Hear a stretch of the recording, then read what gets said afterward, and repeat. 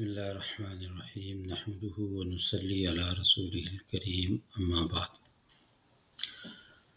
سورۃ العلیٰ کی آیت نمبر 14 تا 19 آج کا ہمارا یہ درس ہے۔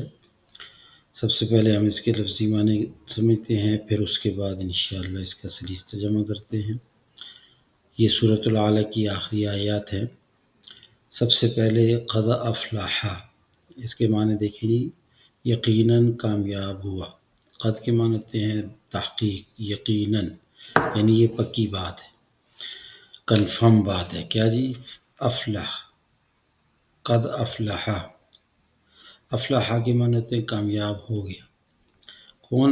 من تزکا، من کا معنی ہوتا ہے جو، تزکا مطلب پاک ہوا، یعنی جس نے اپنے آپ کو پاک کیا، اپنے من کو پاک کیا۔ کس چیز کے ساتھ؟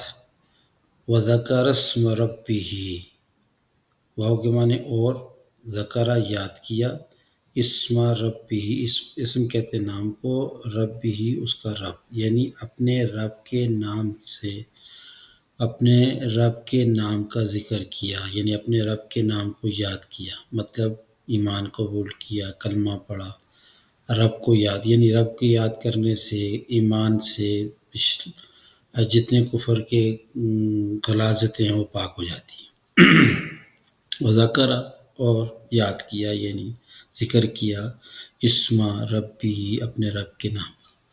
نمبر 2، فصلی، پس نماز پڑھی، فامنی پس صلی معنی نماز پڑھی، ایمان اور نماز دو چیزیں، یہ جو کرے گا وہ پاک ہو جائے گا۔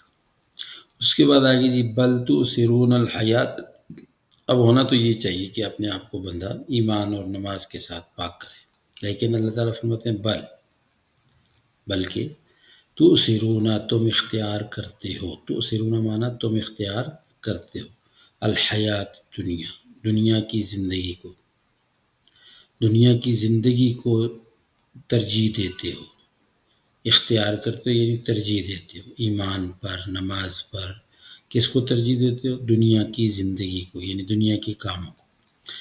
حالانکہ والآخرۃ، حالانکہ آخرت کی جو زندگی ہے، یہاں واو کے معنی ہو رہا ہے لیکن یہ واو والی ہے، حالانکہ آخرت کی جو زندگی ہے، خیرن مطلب بہتر ہے، خیرن کا معنی بہتر ہے، وابقا، اور باقی رہنے والی ہے، بہتر بھی ہے اور باقی رہنے والی ہے۔ دنیا کی زندگی، دنیا کے کام، دنیا کے معاملات، یہ سب فنا ہونے والی ہے، لیکن آخرت کی زندگی بہتر بھی ہے اور باقی رہنے والی۔ ان ھذا، ان بے شک، ھذا یہ، لفی البتہ میں، یعنی یہ بات جو ہے اس کس میں؟ الصحف الاولی، صحیفوں، صحف، صحیفہ کی جمع ہے صحف، صحیفوں میں، الاولی جو پہلے گزر چکے، یعنی یہ جو بات ہے جو بتائی جا رہی ہے یہ پہلے صحیفوں میں بھی موجود ہے، یعنی کامیابی ایمان اور نماز میں، اللہ کو یاد کرنے میں ہے، اور دنیا کی زندگی یہ فانی ہے اور آخرت کی زندگی باقی رہنے والی اور بہتر ہے۔ یہ نصیحت کی بات پہلے صحیفوں میں بھی ہے، صحف ابراہیم، ابراہیم علیہ السلام کے صحیفوں میں، و موسیٰ، اور موسیٰ علیہ السلام کے صحیفوں میں۔ تو یہ جی نصیحت کی باتیں پہلے صحیفوں میں بھی ہیں۔ یہ تھا جی اس کا لفظی معنی۔ اب سلیس ترجمہ بھی اس کے مطابق دیکھیں جی، بہت آسان ہے۔ قد افلح من تزکا، بے شک وہ کامیاب ہوا جو پاک ہو گیا، وذکر اسم ربہ فصلی، اور اپنے رب کا نام یاد کیا پھر نماز پڑھی، بل تؤثرون الحیات الدنیا، حالانکہ بلکہ تم تو دنیا کی زندگی کو ترجیح دیتے ہو، اختیار کرتے ہو، والآخرۃ خیر وابقا، حالانکہ آخرت بہت اور زیادہ پائیدار ہے، بہتر ہے۔ ان ھذا لفی الصحف الاولی، بے شک یہی پہلے صحیفوں میں ہے، صحف ابراہیم و موسیٰ، ابراہیم علیہ السلام اور موسیٰ علیہ السلام کے صحیفوں میں۔ تو یہ مختصر سی اور بڑی پائیدار نصیحت کی گئی ہے کہ کامیاب وہ شخص ہے، یعنی کامیابی کا راز بتایا ہے۔ کامیابی کا راز یہ ہے کہ اللہ رب العزت کو یاد کیا جائے، اس کے نام سے اس کو یاد کیا جائے، اس کی نماز پڑھی جائے، اس کی طرف توجہ دی جائے، اس کے احکامات کو مانا جائے اور اس کا بن کے اس کی محبت میں اپنی زندگی کو گزارا جائے۔